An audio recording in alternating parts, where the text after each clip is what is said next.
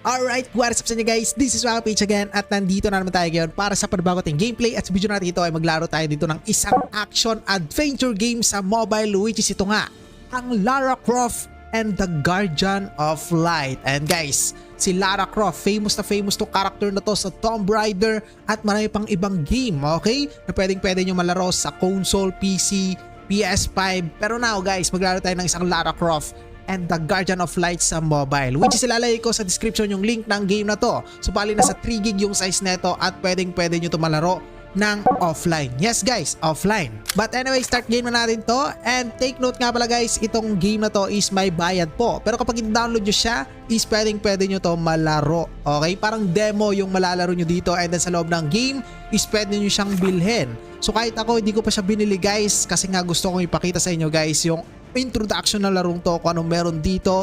Kaya yun guys, yun yung i-review natin or i-gameplay natin ngayon. Pero kapag nagustuhan ko to, bibilhin ko naman to guys eh. Nasa 199 lang or 200 pesos lang naman siya. So gameplay and video tayo ngayon dito. Yung graphics quality. Okay, performance, battery saver, graphics tayo. Alright. And subtitle, i-on natin yung subtitle. Kailangan natin to. Okay, advance. What is advance? Putik-tik, grabe naman tong yung design niya dito, parang isang application lang sa phone eh, no? Parang hindi siya connected sa laro yung design ng app option ng advance. So, audio guys, okay? And I think kaya na natin tong umpisahan. Alright, easy, medium tayo para normal lang ang lahat. And here we go. The introduction. Lakasan ko lang. The Guardian of Light, once waged a catastrophic war against the demonic forces of Zolot, the Keeper of Darkness. Pag mga Lara Croft talaga, no? Mga mystery yung nangyayari, mga demonic, ayan. Lalo ng mga ancient ruins, kapag narinig mo yung Lara Croft na title or pangalan, asahan mo na mga ancient yan. Mga survival sa jungle. At ito nga, oh, speaking of ancient, mga itsura pa lang nung nasa libro is ancient talaga. Okay. As for what happened to the Mirror of Smoke, the ancient texts ancient to, di ba? Some say it was hidden in a secret place, that the mirror was lost forever. But if there's one thing I've learned, it's that nothing is lost forever. And here it is. Here it is. After weeks of hiking through the treacherous Central American jungle, I finally found the Mirror of Smoke. Mirror of Smoke.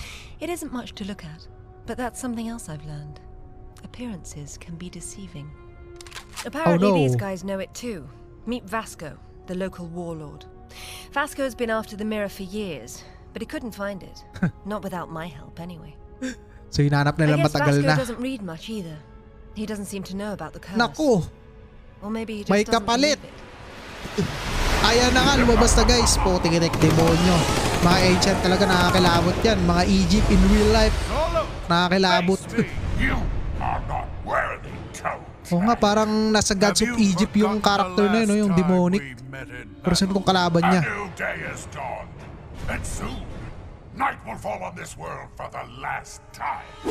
Up! Yun lang. Di siya naabutan ng spear. Nako. No need to be dramatic. Surely there's a way to set this right. Zolot must be imprisoned within the mirror and return to this place before the light of dawn. Nako. It is the only way to stop him. Nako po. Stand back. This is no job for a woman. Perhaps you should stand back. Unless you want to singe that pretty skirt of yours. Step away from that door or this bomb is going to hurt more than your pride. Okay. And here we go. This is my kind of magic. Just put it down and get out of the way. Ano yan? Bomba ba yan? Okay guys, and ito na nga, nandito na tayo sa mismong game. And as you can see, yung camera view natin ngayon dito is naka-isometric perspective, okay? Camera view natin, isometric perspective to. Kung di ako nagkakamali, ganito yung isometric eh. Basta, fixed isometric siya guys. Ayan, hindi siya na-zoom, okay? Kaya fixed isometric. And puro na tayo isometric. Kung nakita nyo yung graphics quality niya is goods na goods. Grabe, ang ganda yung shadow. Okay, yung texture ng mga semento, which is talagang ancient. Ayan. Okay guys, but anyway, ang gagawin natin ngayon dito is drop down natin yung bomb. Alright. And what happened? Papasabugin natin. Boom! Okay. Kaya pala di sumasabog. Kala ko timer bomb to. So not pala. So anyway guys, yung link nito lalagay ko sa description. Okay, so nasa 3 gig na yung size nito. At kung i-download nyo man, isi-download nyo na. Pero take note, may bayad to, 200 pesos. Pero pwede nyo naman malaro to ng demo version guys sa umpisa. Kapag nagustuhan nyo, bilhin nyo na lang. At ito na nga, ano nangyari? Well, Na-unlock na that's natin. sorted. Now, Okay. let's go and find your ugly friend. Ugly friend. I must move quickly. Zolot will not rest. Alright, bilisan natin. Okay, pag Lara Croft, asahan nyo na meron niyang pagka-puzzle. Adventure talaga, mga akyat, ganon. Okay, anong gagawin natin dito? Okay, not surprised. Lara Croft, may baril talaga yan. Ayan. So mga earns pala to. Mga abo. Okay, sige. Kunin natin to. Magagamit yata natin to. Mga diamonds yata to. Oh, diamonds nga. Just kunin natin. At pakyat na tayo. Kita nyo guys, oh, yung shadow ni Lara Croft. Ganda, no? So, nagagandaan kasi ako sa mga laro kapag yung shadow niya is hindi siya ganun ka-pixelated, which is malinis. Okay, lalo na yung mga, hindi ko alam yung tawag dito eh, pero yung ilaw na ganyan, yung nagre-reflect, oh, kita nyo naman. Ang ganda. Okay, but anyway, let's go. Hindi siya nababaril, kaya kailangan natin to pasabugin. Boom! Ayan, nanahimik na, pero may natira pang isa. Isang spear. Okay. Alright. Akit na tayo ngayon dito. And pumasok na tayo. Ano meron dito? 2,000 years. Naku, ito siya. in this prison. Now 2,000 years bathe in your nakakulong. blood. If you continue to pursue Zolot, he will kill you like the rest. Well, I'll just have to take my chances. You're being foolish.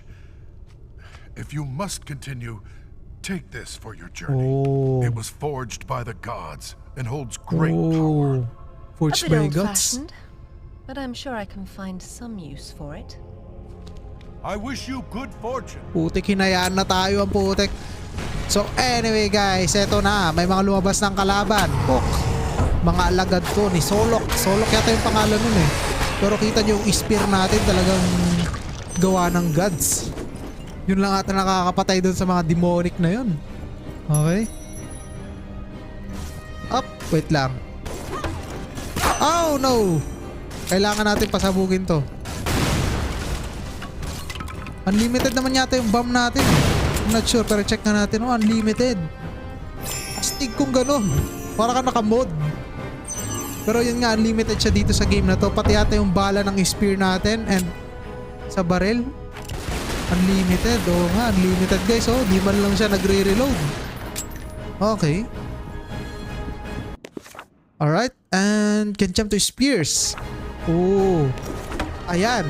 Tapos, paano tayo tatalon? Walang talon. Okay. I see. Double pindot pala. Double tap. Yung talon. Nagtataka ako kasi walang buttons eh. Pero ano nangyari? This Health shrine. ancient altar seems to be restoring my strength. So health shrine to. Mapupuno yung buhay nyo kapag dyan kayo dumaan. Okay? Alright. Ganun pala siya, double tap yung jump niya. So di ko kasi binasa yung instruction. Sorry naman. Okay, ayun. Sapul na yon. Gagi. Nasa katawan niya na yung spear pero buhay pa. 2 hit pala sila, no? Alright. Okay. Kita nyo guys, oh, ang ganda ng graphics quality niya kasi yung reflection ng mga fire, ano, talagang may effect eh. Which is nice yung graphics niya kahit na ganito yung camera perspective niya, no, naka isometric. Okay, so ngayon, pwede tayo dito gumamit ng parang claw. Hindi ko alam yung tawag dyan. Ginagamit to ng mga spy kadalasan sa movies or di Batman kasi nakalak pa to eh. So guys, buksan nyo rin itong mga ano na to, mga herbs, mga abo. May laman yan minsan na diamonds. So double tap natin. Ayun, sapol. And ay. Ayun. Pag na-touch na natin, ayan. Ayan. Okay. And nandito na tayo. Ngayon guys, ang gagawin natin, bitawan na natin at tapakan natin to. At ayun na nga yung pagka-puzzle ng game na to. Alright, sige. Talon ka na dyan. Kailangan yata ano, baka mahulog tayo eh. Lang. Kapit yata muna. Ayun, nahulog. Okay lang naman. Hindi naman siya nabawasan ng health. Pasok na tayo dito. Yan na. Okay, another enemy guys. And may mga TNT.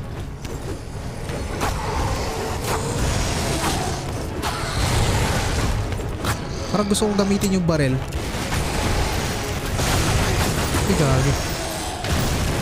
Oh. Talagang talsik yung mga fragments ng ano eh, ng box. Okay. So, will appear objects and grab. So alam ko na to. Ayan. Ayan, hinila niya para magbukas. Nako, may timer. Bomba. Plant the bomb. Sige, halika dito, lapit. Wala, pinatays na nung ano, natirang ano, spear. Ay, gagi, sakit pala nila. Dapat hindi natin sila ina-underestimate. Boom.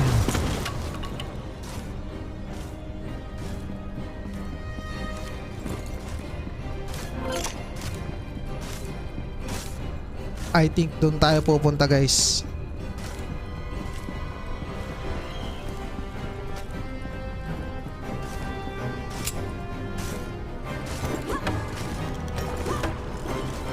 Okay. Paano tayo tatalon doon? Ayun. Wait lang, wait lang. Baba ka muna. Ayun, nakuha natin.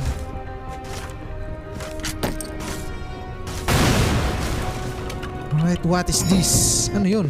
These artifacts were once used by ancient warriors to improve their skills in battle. Artifacts lang siya. Ayan. So meron siyang dagdag na stats dito. +1 sa defense and +1 sa weapon or damage yata yun. Kung di ako nagkakamali. Pero pulutin lang muna natin itong mga diamonds na to guys. And hilahin na natin to. And here we go. Na-unlock na nga yung another lagusan. Bilisan natin. Dahil magsasara na yan. Okay. Health restoration. Kunin natin mga diamonds. For sure magagamit natin to. Ewan ko kung saan, pero pang upgrade siguro ng character. Ano ba to?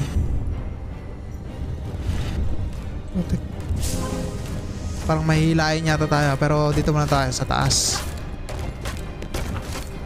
Oh, ito pala, sige. Ay no, nahulog siya.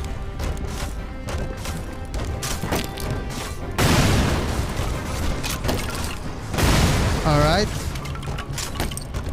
Okay. Nako. Pulis kayo dito. Meron pa. Wala na. Grab na natin to. Yan, hulog ka na dyan. Let's go. Okay. So ito yung mga lalagay natin dito. Ito yata to, yung opening dito sa gate na to. Tingnan natin. Dito pala siya nag-open. Okay. Diamonds. Jump between 7 spider pets without touching the ground. Ah, okay. Sige. Ba't anong mangyayari? Oh! Ayun. Challenge lang pala siya. Okay, sige.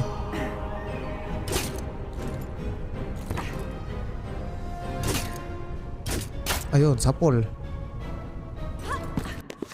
Okay. Sige. Ay! Nahulog na. Bilis.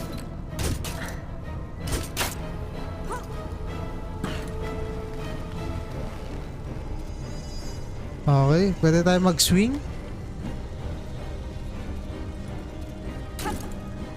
Ayun, hindi pala kailangan eh.